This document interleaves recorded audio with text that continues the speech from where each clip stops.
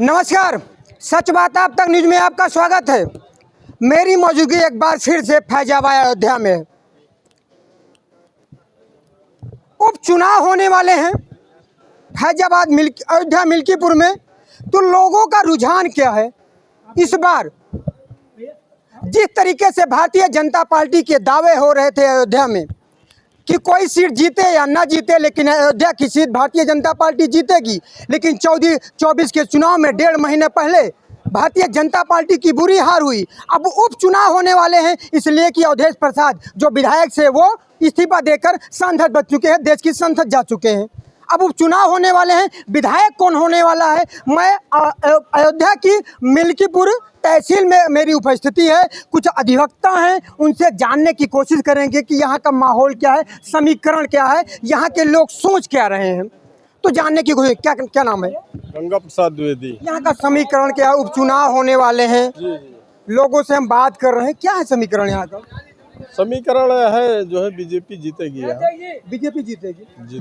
आप बीजेपी की बात कर रहे हैं अधिवक्ता जी, वकील साहब।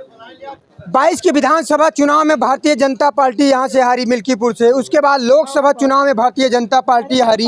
राम मंदिर का बड़ा मुद्दा चला 6 महीने पहले के, भारतीय जनता पार्टी ने तो राम मंदिर बनवा दिया। उसके बाद भी 54,000 वोटों से हार गई। क्यों, क्या है समीकरण? हार गई चूंकि जो है कार्यकर्ताओं की उपेक्षा के कारण जो है कार्यकर्ताओं का उपेक्षा हुआ। यहाँ जो है मशीनरी जो सरकारी है काम नहीं सही करती।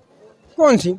यही जो है तहसील प्रशासन या तमाम थाने के लोग हैं और सब हैं, सही जनता उससे उब गई। इस कारण जो है चुनाव हार गए तहसील प्रशासन के। लेकिन योगी सरकार का बड़ा दावा रहता है कि सारे भ्रष्ट कर्मचारी बक्से नहीं जाएंगे, सारे कर्मचारी अच्छे से काम कर रहे हैं। आप तो बड़ा आरोप लगा रहे हैं। आरोप तो सही है यार, जब कोई काम नहीं कर रहा तो आरोप ये है। कौन काम कर रहा? कोई काम नहीं कर रहा है, कोई काम लोग का काम नहीं हो रहा है जनता का। जब एक वकील का काम नहीं होगा इस देश में, तो एक आम जनता का गरीब तबका का व्यक्ति यहाँ पे आता है तहसीलों में, उसका कैसे काम होगा? तो यही समस्या है, इसी कारण से चुनाव हारी और कार्यकर्ताओं की उपेक्षा हुई लगभग चुनाव में। नहीं सुनी गई। कार्यकर्ताओं को सुनी जाती तब प्रशासन भी सही रहता, सारे लोग सही रहते। राम मंदिर मुद्दा नहीं चला? राम मंदिर मुद्दा तो चला, क्यों नहीं चला? राम मंदिर जो है तो वोट देगा ही। हाँ, तो क्यों हार गए? अब हार गए कारण था। अब की बार जीतेंगे बीजेपी। हाँ, जीतेगी बीजेपी। लोग कह रहे हैं, हम गांव गली कस्बे में जा रहे हैं तो लोगों से जानने की कोशिश करें कि अवधेश के प्रसाद के लड़के हैं अजीत जी, अगर वो आएंगे तो परिवार बात कर रहे हैं, उसके बाद कह रहे हैं कि ये बाबा गोरखनाथ जी आएंगे। ये भी ऐसी कोई बात नहीं है। हाँ, बीजेपी जीतेगी। बीजेपी जीतेगी। बाबा गोरखनाथ को कोई पसंद नहीं कर रहा, लोग कह रहे हैं। ऐसी कोई बात नहीं है। कोई ऐसी बात नहीं है। गोरखनाथ हाँ चुनाव जीतेंगे। और कुछ लोग खड़े हैं, उनसे बात करने। क्या नाम है भैया? क्या नाम भैया? यहाँ का समीकरण क्या है? समीकरण क्या जो है, अभी तो प्रेजेंट में कोई विशेष वो नहीं दिख रहा है। कौन विधायक होने वाला है? विधायक देखिए, अभी रामू प्रियदर्शी हैं शायद। नहीं, उम्मीद तो उन्हीं की है। हाँ। क्या नाम है बताया आपने? किसका? रामू प्रियदर्शी जी का। नया नाम बता रहे हैं आप? हाँ, भाजपा से हैं रामू प्रियदर्शी जी। नहीं, बाबा का नाम बहुत तेजी से चर्चा में चल रहा है। कौन से बाबा? बाबा गोरखनाथ तो है ही है, तो पूर्व विधायक जी है ही है। तो वही विधायक बनने वाले हैं। देखिए अभी तो कोई भी। क्या नाम है? हरखंड टुकड़ा। यहाँ का विधायक कौन है? समीकरण क्या है यहाँ का मिल्कीपुर का? भाजपा जीतेगी। भाजपा जीतेगी। भाजपा को आप लोगों ने हरा दिया, राम मंदिर का मुद्दा फिर जीतेगी। उसमें क्या है, तो परिवर्तन की लहर है, परिवर्तन होगा, जीतेगी। 22 के विधानसभा चुनाव में हराया, 24 के लोकसभा चुनाव में हराया आप लोगों ने, फिर जीतेगी। हाँ। चलिए कुछ लोग। क्या नाम भैया? कालिका तिवारी। तिवारी जी, समीकरण क्या है यहाँ का? समीकरण यहाँ भाजपा जीतेगी चुनाव।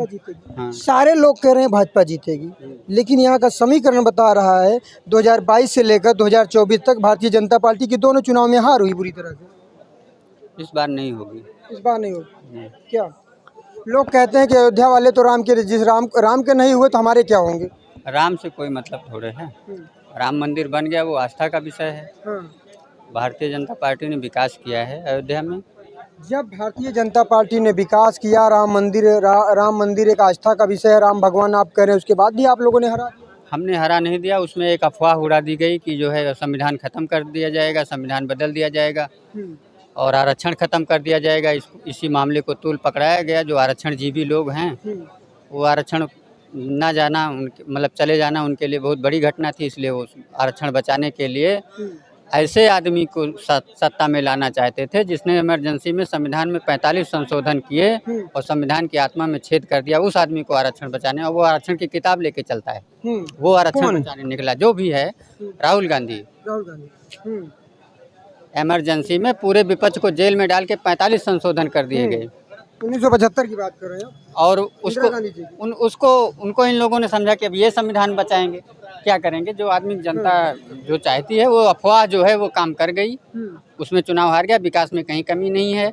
और ना जिन लोगों ने भाजपा को वोट नहीं दिया, ऐसा नहीं है कि उन्होंने सरकार से लाभ नहीं लिया, खूब लाभ लिए हैं, लेकिन लाभ लेना अलग बात है। आरक्षण नहीं जाना चाहिए, उनका ये मानना था, और आरक्षण बचाने के लिए उन लोगों ने चुनाव। इसीलिए हार हुई। जातीय समीकरण तो नहीं चला। जातीय समीकरण ही आरक्षण, जातीय समीकरण ही तो है, और क्या है। एक विशेष कुछ सबको थोड़ा आरक्षण मिल रहा है, विशेष जातियों को मिलता है आरक्षण, चाहे उसको आरक्षण मान लीजिए चाहे जात मान लीजिए, बात तो एक है। उसी वजह से हारी। उसी वजह से हारी। क्या नाम है चाचा जी? हमने बोल दिया आपने। हमारे यहाँ गए क्या माहौल है यहाँ का? हमको जो कहना था कह दिया आपने। क्या नाम भैया? सिंह यादव।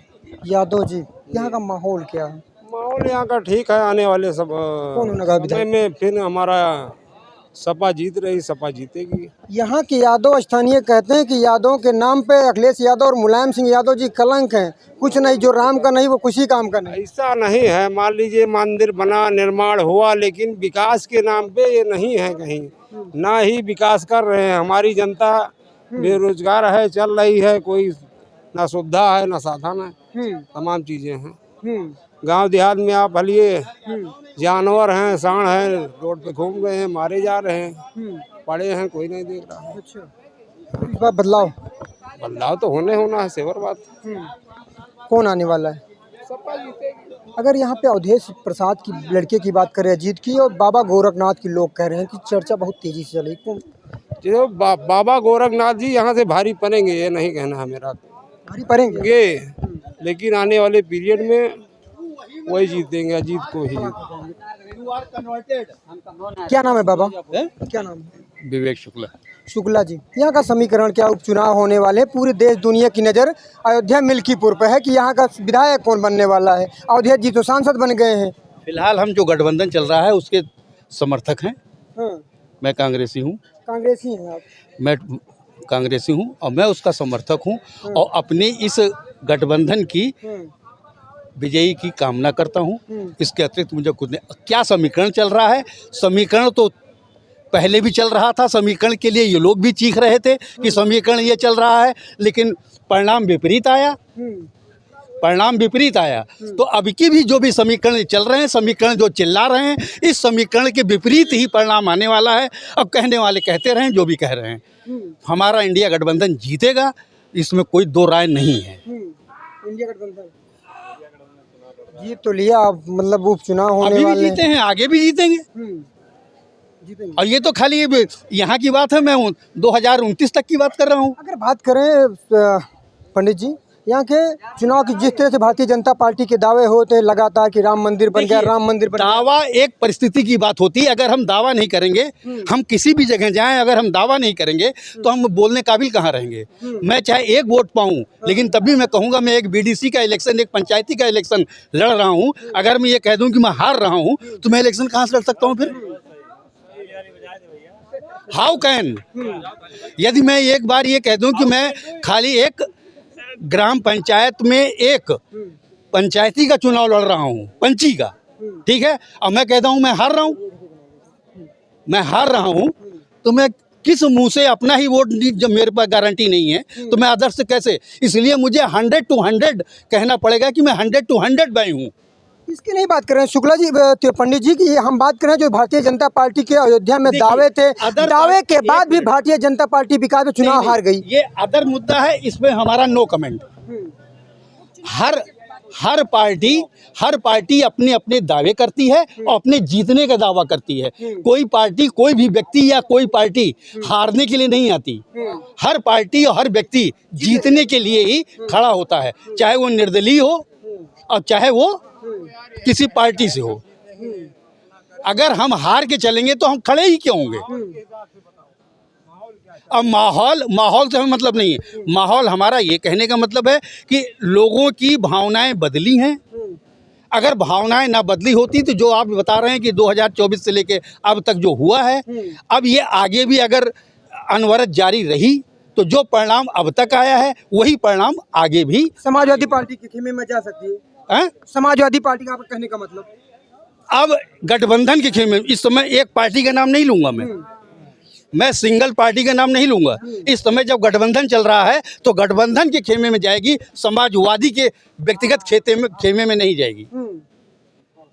एक बार फिर से खींचातानी चल रही है। राहुल गांधी 5 सीट मांग रहे हैं, अखिलेश यादव देने को तैयार नहीं है। ये अलग का मैटर है, ये अलग का मैटर है। ये हमारा उनका आपसी तालमेल कैसा बैठता है, कैसा नहीं बैठेगा, ये अलग की बात है। हम 3 पे सहमत हो जाएं कि 2 पे, ये आपका मैटर नहीं है। आपका मैटर जो है कि जो आप मतलब लोगों की राय ले रहे हैं, इस राय से मैटर है। वहाँ का सीट का बंटवारा आधा वो ऊपरी लोग कैसे करते हैं, ये उनका मैटर है। This is not your matter. किस मुद्दे पे मान लीजिए चुनाव लड़ेगी भारतीय समाजवादी पार्टी यहाँ पे फिर से? इंडिया गठबंधन, समाजवादी पार्टी आपने कह दिया। इंडिया गठबंधन की मैं बात कर रहा हूँ। हाँ, इंडिया गठबंधन जिस अपने अब तक जिस मुद्दे पे लड़ती आई है और जिस मुद्दे पे उसने सफलता प्राप्त की है, उसी मुद्दे पे फिर अब या तो मुद्दा आप रिपीट बताइए, पिछले मुद्दे क्या थे के नहीं फालतू या सब जने न चीखो नहीं, वो तो लगातार बात कर रही थी, हम संविधान बचाएंगे, संविधान बचाएंगे जी। संविधान की बात करते हैं पीडीए या गठबंधन। देखिए, संविधान बचाने की संविधान कहाँ खतरे में था? हैं? संविधान कहाँ खतरे में था? जब बीजेपी सरकार थी तो संविधान खतरे में किसका था? ये माननीय प्रधानमंत्री मोदी जी ने कहा था कि लोगों की भैंसें चुर जाएंगी, लोगों के मंगलसूत्र छीन जाएंगे। ये किसने कहा था? हैं? किसी का छीना? हैं?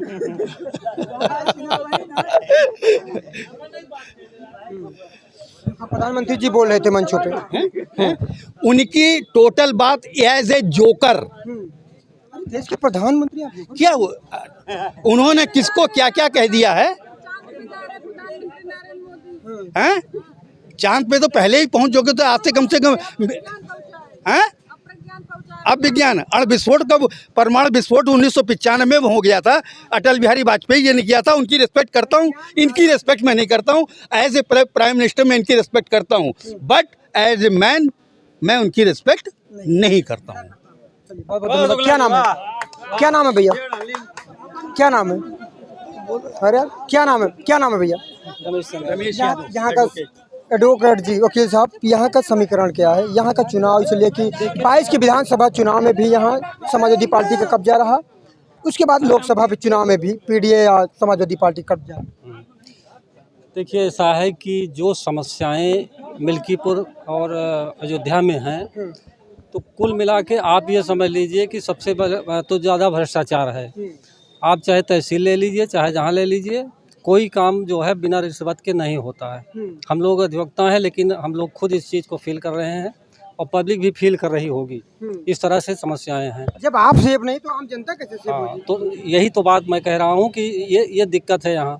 दूसरी बात यह है कि मिल्कीपुर विधानसभा और पूरे फैजाबाद में और ख़ास करके मिल्कीपुर विधानसभा में पशुओं से इतनी परेशानी है, छोटा जानवरों से, कि जो किसान होंगे हमारे साथ वो सब जानते होंगे इस परेशानी को, कि इससे निजात के लिए सरकार के पास कोई व्यवस्था नहीं है। जब इलेक्शन आया लोकसभा का, तो इन्होंने कुछ गांव में जो है खाई वाई खुदवा दिया, और जैसे नया पंचायत हाँ कि एक गौशाला बन रहा है, इसमें जानवर रखे जाएंगे। जैसे चुनाव खत्म हुआ, सब बंद हो गया। और हो सकता है कि ये उपचुनाव आया, फिर यही कार्यक्रम होगा, और उसके बाद समस्या को वैसे रहेगी। समस्या का निदान नहीं हो रहा। सरकार के योगी आदित्यनाथ जी के दावे हैं, मुख्यमंत्री जी के जी लोगों को लेकर, हाँ, ये बिल्कुल एकदम से फेल हैं।